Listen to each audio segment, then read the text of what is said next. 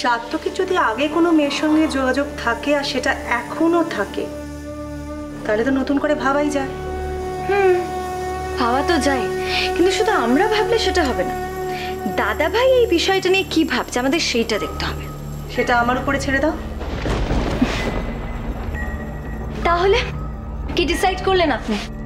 এখনই দাদা ভাইয়ের সাথে কথা বলবেন নাকি আরো কটা দিন ওয়েট করে যাবেন? বিকজ এই মুহূর্তে দাদা ভাইয়ের যে মেন্টাল কন্ডিশন, মন ভালো করার জন্যই তো এসব করছি।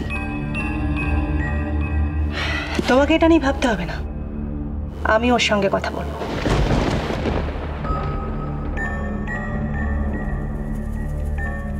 হ্যাঁ, আপনি কথা বললে কি কাজ হবে? কারণ don't take me otherwise, recently দাদা ভাই আপনার সাথে যেভাবে বিহেভ করলেন তার ভুল করছো। ব্যাপারটা ওর, তাছাড়া আমি তো আর জোর করছি না। বিয়ের প্রস্তাব দেব, দুজনে রাজি হলে নিজে দাঁড়িয়ে থেকে ওদের বিয়েটা দেব। আপনি বিয়েটা দিয়ে দিলেই হয়ে যাবে বলুন। আর বাড়ির বাকি 5 জন তারা কি করবেন? হ্যাঁ, বলেছি না, সার্থকীর মতটাই আমার কাছে জরুরি। বাকি কে কি ভাবলো তাতে আমার কিছু যায় আসে না। কিন্তু আমাকে একটা কথা বলুন তো, মানে এই বিয়েটা কি সামহাও দিতেই হবে? মানে তিস্তা যেরকম টাইপের মেয়ে না, ও বিয়ে ফিয়ে। বললাম না, সার্থকীর হাঁটাই আমার কাছে জরুরি। গুড দেন, বিয়েটা হলে তো ভালোই হয়। আমি শুধু সার্থকীর ভালোই ভাবছি। সার্থকী দিদিয়ার খুব আদরের ছিল। ওর যদি ভালো হয়, দিদিয়া যেখানেই থাকুক সুখে থাকবে।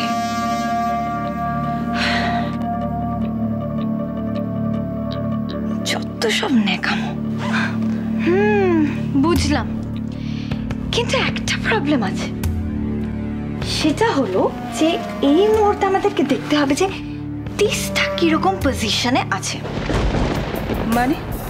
মানেটা হলো এইটাই যে এতদিন ধরে না টেলা বাসে তিস্তা ওঠার চেষ্টা করেছিল আর বারবার ধপাস করে আঁচড়কে পড়েছিল, বুঝলেন তো?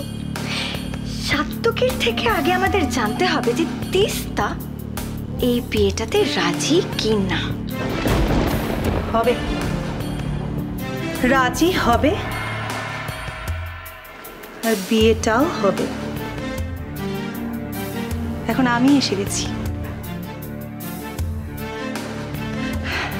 আর কোনো সমস্যা হবে না।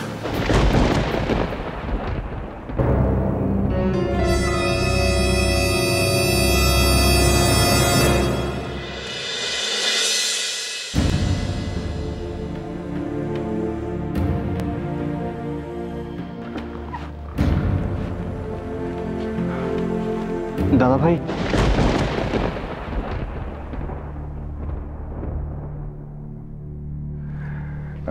তোর সঙ্গে কিছু দরকারি কথা ছিল, তুই কি? হ্যাঁ, বসো না,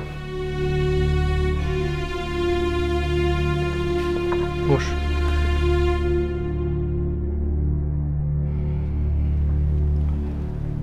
মেহতার ওদের প্রজেক্ট ক্যান্সেল করে দিয়েছে। কি ব্যাপার, কি কারণ কিচ্ছু জানি না। আর রিসেন্টলি এটাই হচ্ছে, আমাদের একটার পর একটা প্রজেক্ট হাত থেকে বেরিয়ে যাচ্ছে। এই উইকে টোটাল 6টা প্রজেক্ট আর 5টা টেন্ডার আমরা হারিয়েছি। And this is a serious matter. এত টাকার লস এর আগে কখনো হয়নি, কখনো।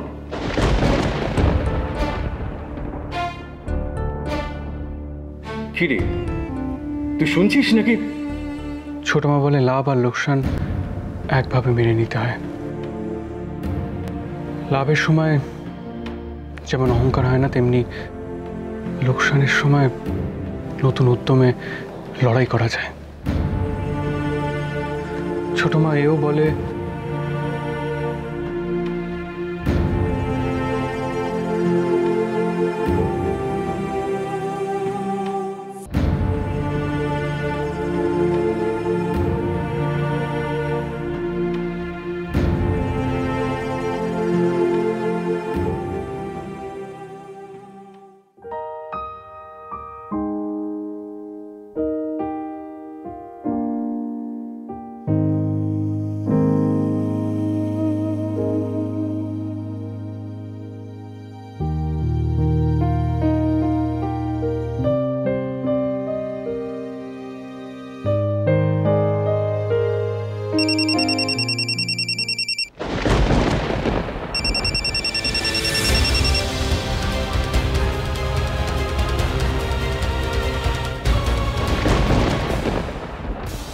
দিয়ে দিল আমার ফোনটা সার্থকী।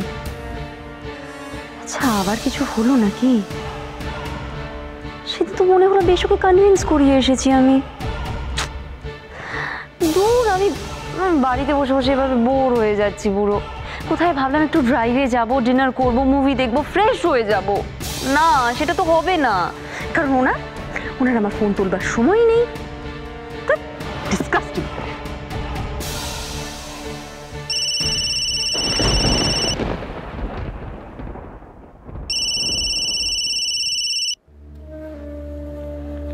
ঝিলমিলটা আবার কেন ফোন করছে এখন? এই মায়ের মতনই না, বড্ড বেশি কথা বলে মেয়েটা।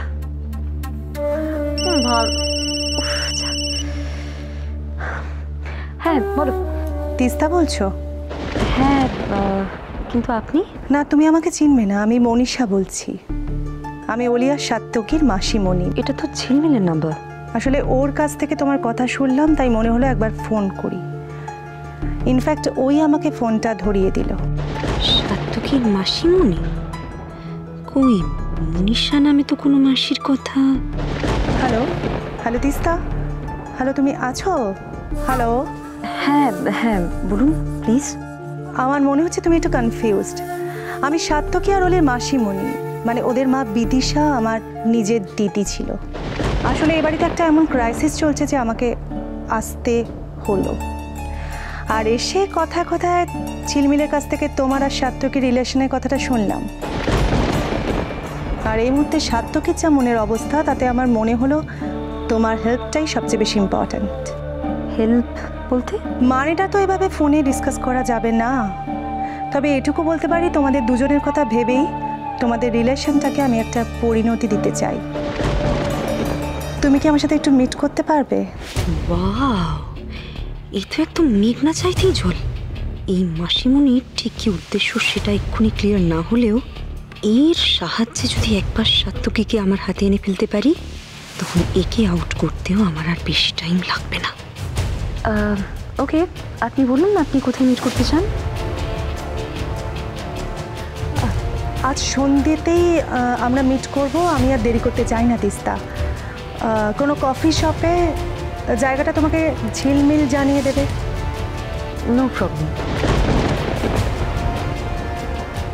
এবার আমিও দেখব চৌধুরী ম্যানশনের বউ হওয়া থেকে কি আটকায় আমায়।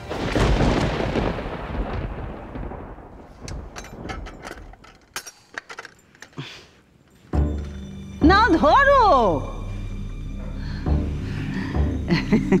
এতে বাধা দেয়ার কি আছে গো বাপু? কি ভুল বলেছি আমি?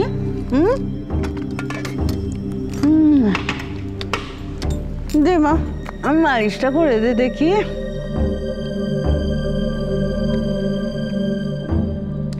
আগেকারের মালিশের আরাম হচ্ছে না রে। দে দে মা, একটু জোরে টিপে দে, জোরে দে। তুই এখন যা তো মা। টিপতে দাও না, মামি তো মায়ের মতনই হয়। আমার মাথা টিপে দিলে ওর পুণ্যি হবে।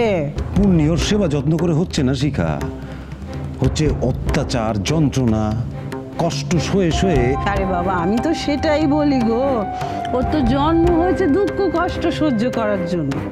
এমনি এমনি কি ওকে পোড়া কপালি বলি? তাই তো তোমাকে বলছি, ওর উপর দিয়ে যা যাচ্ছে কদিন ধরে, মেয়েটাকে একটু 4-5টা দিন জিরোতে দাও না। দে দে, মাথাটা টিপে দে মা, দে দে। তুমি ওর প্রতি সদয় হচ্ছে বলে আমার ভয় করছে, আর সেই জন্য ওকে আটকাচ্ছি আমি। আমার কি গো, তোমার পিয়ারে ভাগ্নি বলছিল তাই তোমাকে বলা। এসব কি বলছে তোর মামি?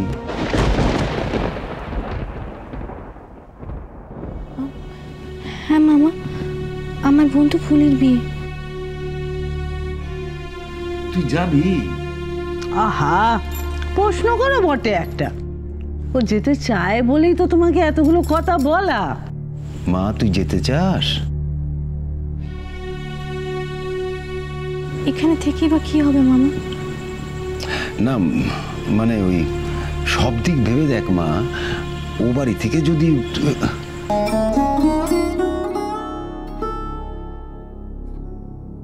কে খুঁজবে আমার মামা?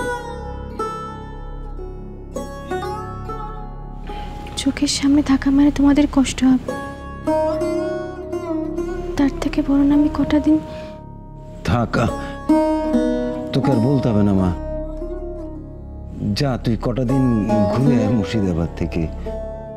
তোর ছোটবেলাকার বন্ধুর বিয়ে, ওই সবার মধ্যে থেকে একটু হালকা হয়ে আসবি। যা। বাঁচা গেছে, একবার বেরোক শুধু। আপরটা বিদে হলে গঙ্গা স্নান সেরে বাড়ি ঢুকবে।